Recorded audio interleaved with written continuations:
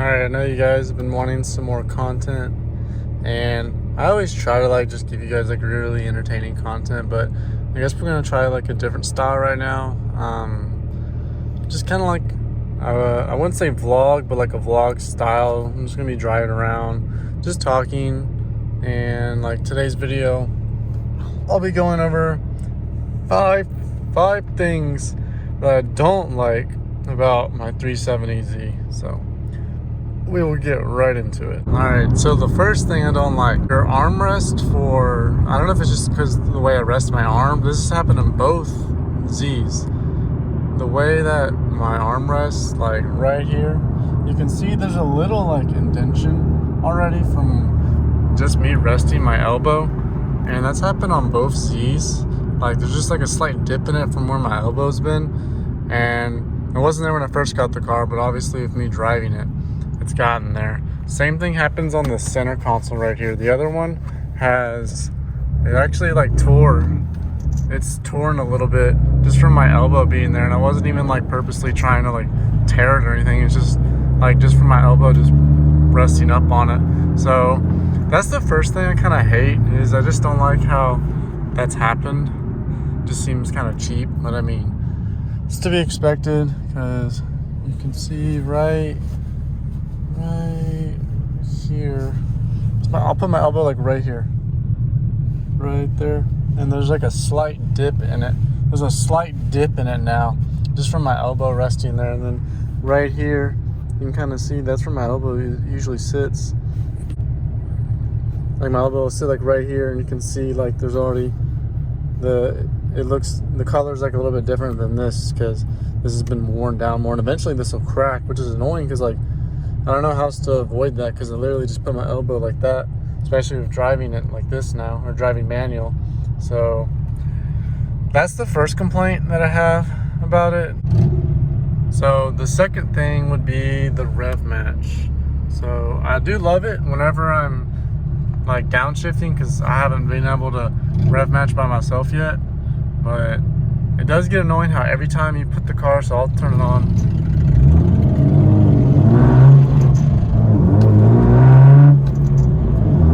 So it gets annoying when you have it on. It does help out a lot with the upshifts and the downshifts, of course. So when you have it on, you can see it's on right now.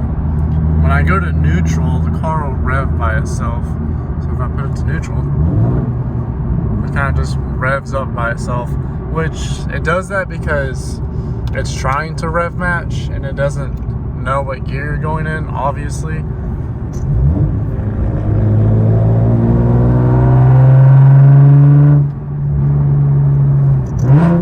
I mean, it's still nice though, but I always just drive with it off now, and unless I'm gonna downshift and do a pull, then yeah, I'll turn it on, just because obviously I'm not the best at rev matching yet. I haven't practiced enough.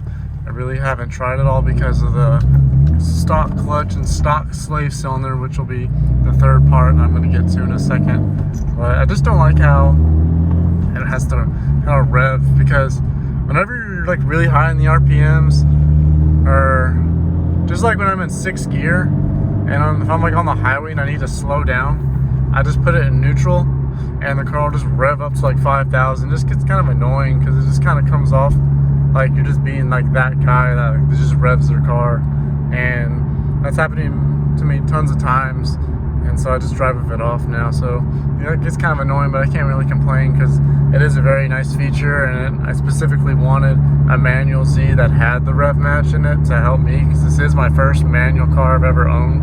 So the next part is going to be the factory slave cylinder. The main reason I got an automatic Z the first time was because I didn't want to have to be dealing with the stock slave cylinder randomly going out every time I push in the clutch.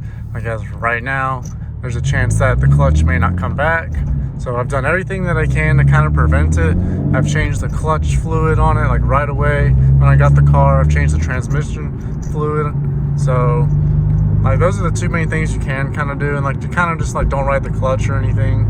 So, and I haven't flat foot shifted this car or I've always kind of like babied it and I haven't really raced it. I've been wanting to be easy on the slave cylinder because if it gets hot, or if it gets hot enough, it'll start cracking because it's plastic, and then eventually when you go to put your foot on the clutch, it won't come back up, and yeah, basically you're gonna have to tow the car, and not looking forward to doing that.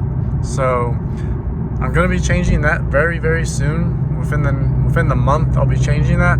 So I'm just hoping it holds out for me a little bit longer. But yeah, that's the third thing I hate about the 370Z is just the manual.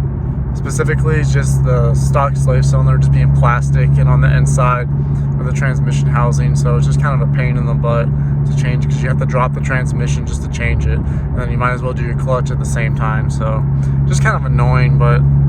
And the more annoying thing is there's no warnings. Like when it goes out, it just goes out. There's no warning. Like it's just going to go out one day.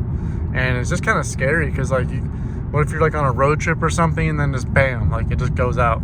So it's kind of scary sometimes, but I've been lucky so far, so I'm hoping my luck holds out just a little bit longer.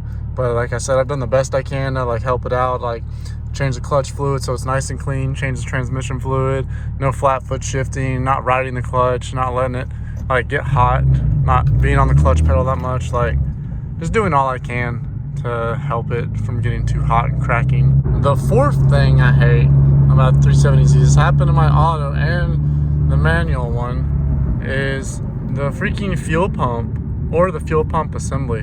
In my automatic 370Z, the fuel pump randomly went out and I was on my way to get intakes and it freaking broke down. Like there was no warning. I just went to turn the car on and bam. It was like a month after I had the car, fuel pump went out. And then with this one, the fuel pump hasn't gone out, thankfully, but it's around the same mileage that my auto was at. The fuel pump assembly is broken in this. The top hat came apart. And so now the fuel gauge, it'll read all the way up to full, but when it gets to where it's at right now, it doesn't read past that. So I can't really ever tell how much gas I have. The only thing I do now is I'll just reset the range because I have an idea of how far this car can go before it needs gas again. I overestimated it one time because when I was just driving in the city a lot, I ran out of gas on my way to work, so I had to push this car to a gas station. I mean, luckily these cars are fairly light, so I was able to push it by myself, but that's just another annoying thing is how Nissan kind of cheaped out on the fuel pump and the fuel pump assembly. It's just really kind of annoying because with both Z's, I've had issues with it, and it's just kind of annoying. And then my friend's 370Z, their fuel pump went out, so it just seems to be an issue. I don't know if it's happened to you guys, but just I feel like Nissan's just kind of cheaped out on the fuel pump or the fuel pump assembly mainly. Just kind of annoying how it just kind of comes apart like that. And then I would say the last thing is the oil temp. So I don't have this issue because I already knew about it, but on the automatic Z, or all you guys know, the oil temp gets high really fast. So obviously I recommend getting an oil cooler on this car. The 09 to 2011 Zs didn't even come with one, but just a $100 mod you need to do. You can get the eBay one, that's what I've got, and you don't need to overpay for like the Z1 oil cooler or anything. But that's another thing, you do like 2 pulls in this car and the oil cooler will just go from 180 to 220 just like that, especially when it's like 93 degrees out like how it is today. So, but this oil cooler works great. That's just another annoying thing that Nissan could have fixed. They did put a OEM oil cooler on these cars in 2012 and up, but it still didn't really help that much. Nissan used the coolant to cool the oil, which was kind of interesting. Nissan has these hoses that run through it, and it has your oil and it has your coolant, and they use the factory coolant lines to run through the oil cooler to cool your oil, which really doesn't help that much because your coolant is already at like 200 degrees. So it doesn't really help that much, but I guess it's better than having no cooler at all. But for you guys that don't know, like 180 is good. That's operating temp. Anything from 180 to 220 is fine. Don't let it go past 230. Even though it says limp mode is at 260, don't let it go past 230. But 200 degrees is like the sweet spot for the Z's because the oil thins out a little bit but it's still not too hot. So 200 degrees is good. This oil cooler I've had, it's been fine for NA. But yeah, guys, those are the 5 things that I don't like about the 370Z. I definitely love this car. That's why I bought another one. But I'll definitely be making 5 things that I love about this car soon. But I just kind of want to give you guys a little video because I know it's been a minute since I uploaded. Just haven't been doing much just because just been working and just doing simple maintenance on this car. So just trying to do maintenance first before I do more mods so we don't have any issues down the road.